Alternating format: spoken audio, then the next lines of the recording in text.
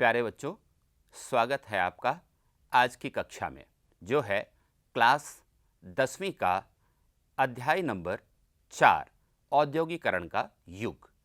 इस अध्याय को हमने दो भागों में बांटा है, भाग 1 और भाग 2।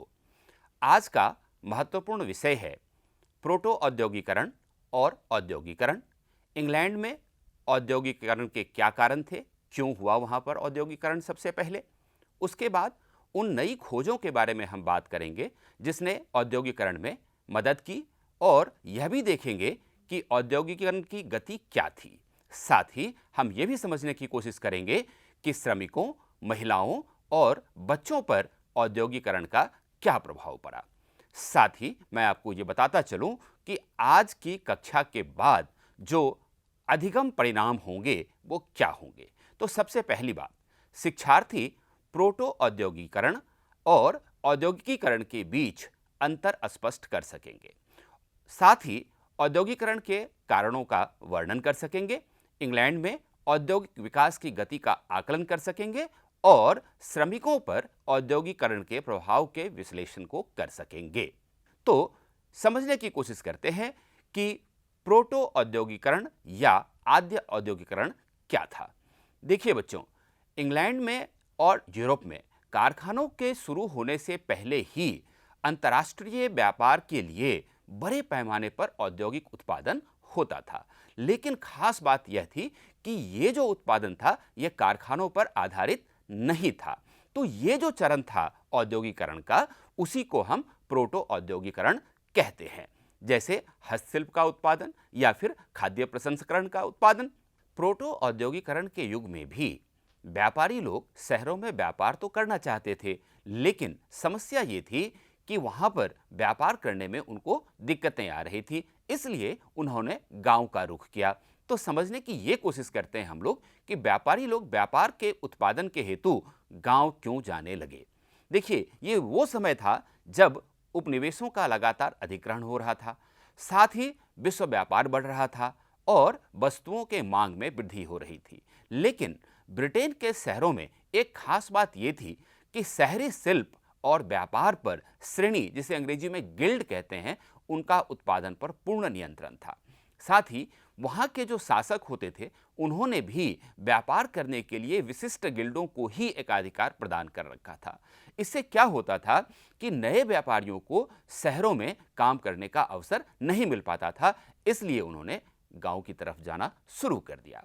लेकिन इससे भी महत्वपूर्ण बात यह उठता है कि ठीक है, व्यापारी गांव की तरफ आए, लेकिन गांव के किसान और कारीगर, उन्होंने किस लिए इन व्यापारियों के लिए काम करना शुरू कर दिया, वो इस काम के लिए क्यों सहमत हुए। तो इसके कई कारण थे। सबसे पहली बात यह थी कि खुले खेत गायब हो रहे थे और जो सार्वजनिक जमीनें थीं वो घेरी जा रही थीं। और पहले क्या होता था कि किसान यहां से जलाऊ लकड़ी, जामुन, सब्जियां, घास, पुआल इत्यादि इकट्ठा कर लेते थे। लेकिन अब चूंकि खेत गायब हो रहे थे और सार्वजनिक जमीनें घेरी जा रही थी, तो किसानों के लिए ये चीजें वहां से ले पाना संभव नहीं हो पा रहा था। अब जब वो व्यापारियों के लिए काम करने को तैयार हुए, तो इसका एक फायदा यह भी हुआ कि उनके पास आय का एक वैकल्पिक स्रोत आ गया। इस कारण से उनकी आय में भी वृद्धि हुई। साथ ही उनको अब शहर नहीं जाना पड़ता था, वो गांव में रहते हुए उनके पास जो छोटे छोटे भूखंड थे वहां भी खेती कर सकते थे और साथ ही इन व्यापारियों के लिए भी काम कर सकते थे। इसका एक और भी फायदा होता था कि अपने परिवार के सभी सदस्यों को वो इस काम में लगा सकते थे। तो इस कारण से इन किसानों ने इन व्यापारियों के लिए काम करना शुरू किया। तो ये जो बातें हमने की, ये प्रोटो औद्योगिकरण के युग की बात है। अब हम बात करते हैं औद्योगिकरण की। दोस्तों, 1780 से 1850 के बीच ब्रिटेन के उद्योग और अर्थव्यवस्था में जो परिवर्तन हुआ, उसे ही औद्योगिकरण कहा जाता है। और यह संभव कैसे हुआ? यह संभव हुआ नई मशीनरी की वजह से और नए तकनीक की वजह से, नए प्रौद्योगिकी की वजह से। और इसमें एक खास बात यह थी कि यह भाप द्वारा संचालित था, जिसमें परिवहन का बहुत ही महत्वपूर्ण योगदान था, जैसे जहाजरानी और रेलवे, जो कि दोनों ही भाप से चलते थे।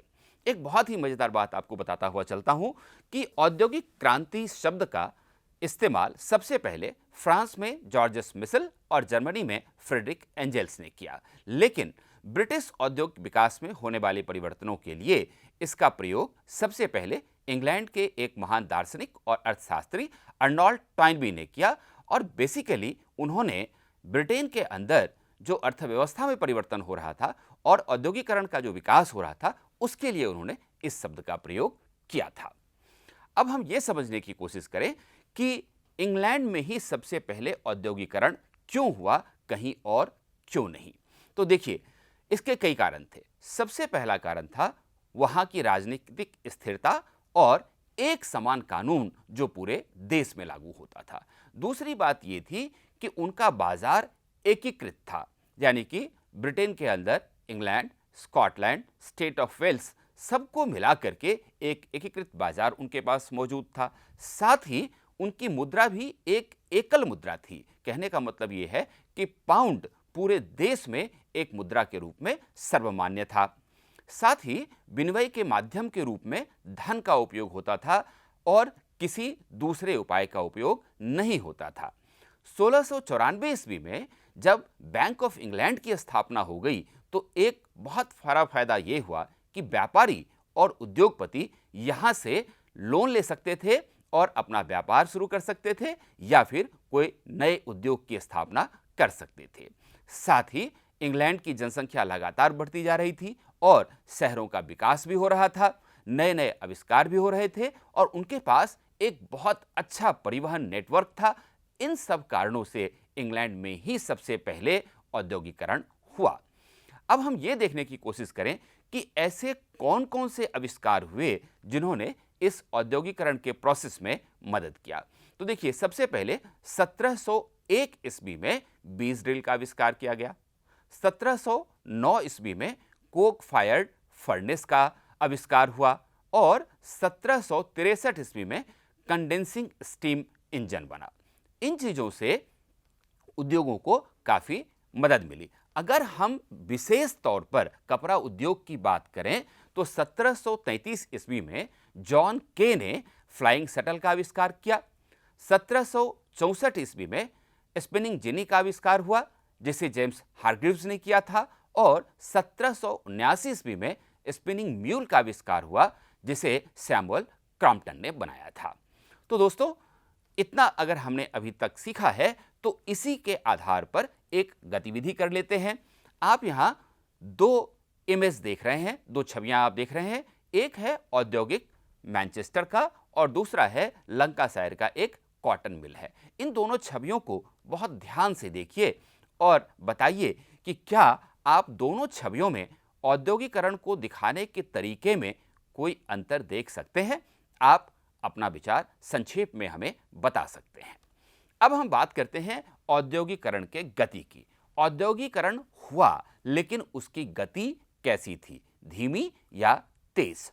तो देखिए, ये जो आप स्क्रीन के ऊपर एक मैप देख रहे हैं, ये ब्रिटेन का मैप है और इसमें हमें यह पता लगता है कि कपास ब्रिटेन में 1840 के दशक तक सबसे ज्यादा गतिशील उद्योग था, लेकिन 1840 के बाद कपास की जगह लोहा और इस्पात उद्योग प्रमुख हो गया, जैसा कि इस मानचित्र से आपको स्पष्ट होता है। एक खास बात यह रही कि नए उद्योग तो आए लेकिन पारंपरिक उद्योगों को वो विस्थापित नहीं कर सके। पता है क्यों? क्योंकि अब भी कुल कार्यबल का 20% से भी कम औद्योगिक क्षेत्रों में लोग कार्य कर रहे थे और अभी भी 80% से ज्यादा लोग पारंपरिक उद्योगों में कार्यरत थे और अधिकांश उत्पादन घरेलू इकाइयों से ही आ रहा था। ये एक काफी महत्वपूर्ण बात थी जब हम औद्योगिकरण के गति की बात करते हैं। साथ ही जो गैर मशीनीकृत क्षेत्र थे, जैसे खाद्य प्रसंस्करण, मिट्टी के बर्तन बनाने का काम, कांच से सामान बनाने का काम, चमड़े का काम, फर्नीचर बनाने का काम, ये जो गैर मशीनीकृत क्षेत्र थे, इनमें भी छोटे छोटे नवाचार किए गए और इनमें भी कुछ न कुछ इंप्रूवमेंट देखा गया। लेकिन एक खास बात यह रही थी कि ये जो तकनीकी परिवर्तन हुए वो बहुत धीरे धीरे हुए। इसके कई कारण थे। सबसे पहला कारण तो ये था कि ये जो नई तकनीक आई वो काफ़ी महंगी थी। ये मशीनें अक्सर खराब हो जाती थीं और इनका मरम्मत बहुत महंगा पड़ता था, इसीलिए लोग इसको पसंद नहीं करते थे। इसका एक उदाहरण मैं आपको दूं कि जेम्स वॉट ने न्यूकोमैन के बने हुए स्टीम इंजन में सुधार किया और 1781 ईस्वी में इसको उन्होंने पेटेंट भी करवा लिया। लेकिन दोस्तों, आप सोचिए, अगर इस स्टीम इंजन में खराबी आती होगी तो उसको ठीक करने में समय और साथ ही खर्च भी कितना ज्यादा आता होगा। एक खास बात जो गति से जुड़ी हुई थी वो थी काम की मौसमी प्रकृति। एक खास मौसम में एक खास काम होता था, तो उससे जुड़े हुए जो लोग थे उनको तो रोजगार मिल जाता था, लेकिन दूसरे लोगों को रोजगार नहीं मिल पाता था।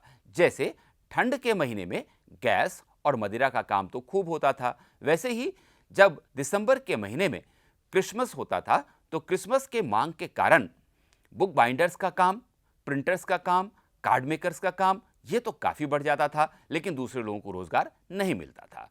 वैसे ही सर्दियों में जहाजों के मरम्मत का काम होता था, तो इससे रिलेटेड जो लोग होते थे उनको तो काम मिलता था, लेकिन दूसरे लोगों को बेरोजगार रहना पड़ता था। अब इसी आधार पर एक गतिविधि करके देखते हैं। ये जो आपके सामने एक ब्लैंक मानचित्र आप देख रहे हैं, एक खाली मानचित्र आप देख रहे हैं, ये यूनाइटेड किंगडम का है और आपको क्या करना है, इस मानचित्र पर निम्नलिखित टेक्सटाइल उद्योगों के स्थानों को मार्क करना है और लेबल करना है। वो स्थान कौन कौन से हैं? न्यूकैसल, बर्मिंघम, लंदन, नॉटिंघम और ग्लासगो।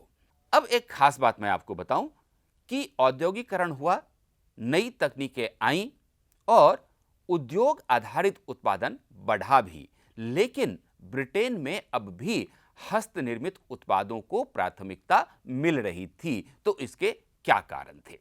तो देखिए, ब्रिटेन का जो अभिजात वर्ग था, जो पूंजीपति वर्ग था और जो उच्च मध्यम वर्ग के लोग थे, वो हाथ से बनी हुई चीजों को काफी प्राथमिकता दे रहे थे। इसका क्या कारण था? तो सबसे पहला कारण तो यह था कि जो हस्तनिर्मित उत्पाद होते थे वो परिष्कृत वर्ग का प्रतीक माना जाता था। दूसरी बात यह थी कि ये बेहतर तरीके से तैयार किए जाते थे, व्यक्तिगत रूप से निर्मित किए जाते थे, क्योंकि आप अपनी पसंद से डिजाइन बनवा सकते थे, आप अपनी पसंद का साइज और शेप दे सकते थे और साथ ही इनको बहुत ही सावधानीपूर्वक डिजाइन किया जाता था। और जहां तक मशीनों से बने हुए सामान का सवाल है, तो ये माना जाता था कि ये तो कॉलोनियों में निर्यात करने के लिए हैं।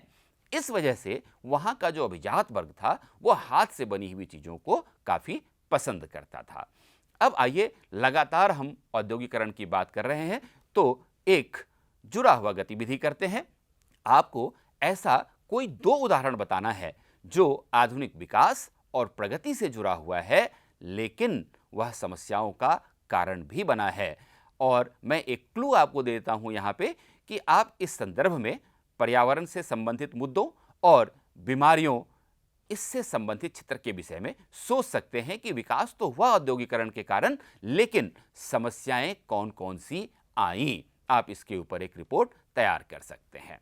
अब हम बात करेंगे कि औद्योगिकरण के कारण श्रमिकों के ऊपर इसका क्या प्रभाव पड़ा, और इसकी शुरुआत हम करेंगे सबसे पहले पुरुष श्रमिकों के ऊपर औद्योगिकरण का क्या प्रभाव आया, इसे समझकर। तो देखिए, सबसे बड़ी बात तो यह थी कि हालांकि औद्योगिकरण के कारण नौकरियां बढ़ रही थीं, लेकिन जब गांव से कोई श्रमिक शहर आता था तो उसको सीधे कोई रोजगार नहीं देता था। नौकरियां अब भी सामाजिक संबंधों पर निर्भर किया करती थीं, और यदि कोई बेरोजगार नया नया शहर में आता था तो उसको हफ्तों इंतजार करना पड़ता था नौकरी के लिए, और जब तक उसे नौकरी नहीं मिलती थी तब तक या तो उसको पुल के नीचे या फिर रैन बसेरों में रात गुजारनी पड़ती थी।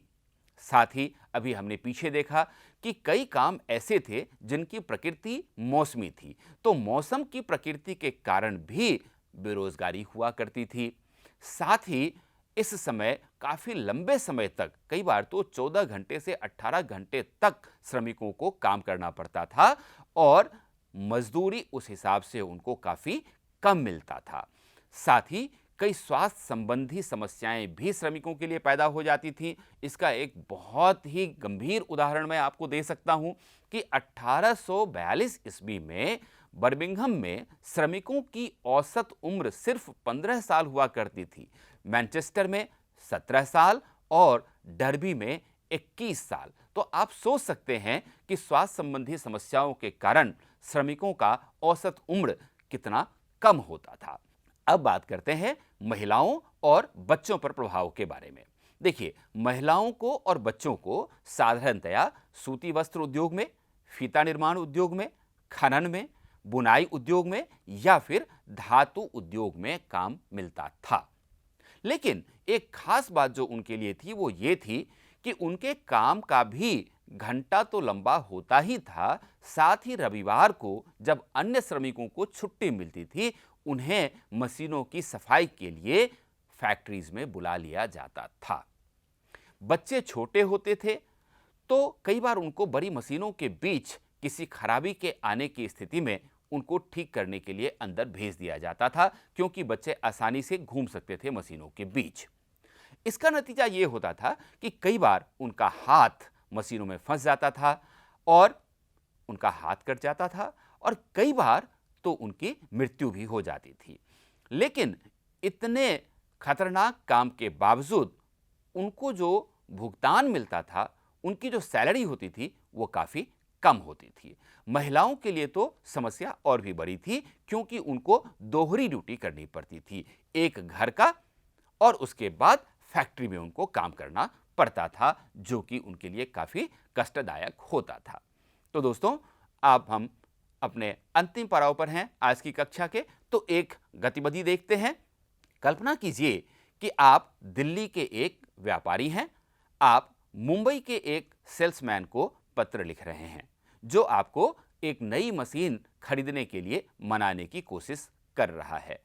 इस पत्र में आप उसको यह लिख करके बताएं कि आपने नई मशीन के बारे में क्या सुन रखा है, कि उसमें कितनी सारी दिक्कतें हैं और आप नई तकनीक में कोई भी निवेश क्यों नहीं करना चाहते। तो बच्चों, आज अध्याय 4 औद्योगिकरण के युग के पहले पाठ को हमने देखा और अगले पाठ में हम ये समझने की कोशिश करेंगे कि भारत में औद्योगिकरण किस प्रकार हुआ। धन्यवाद।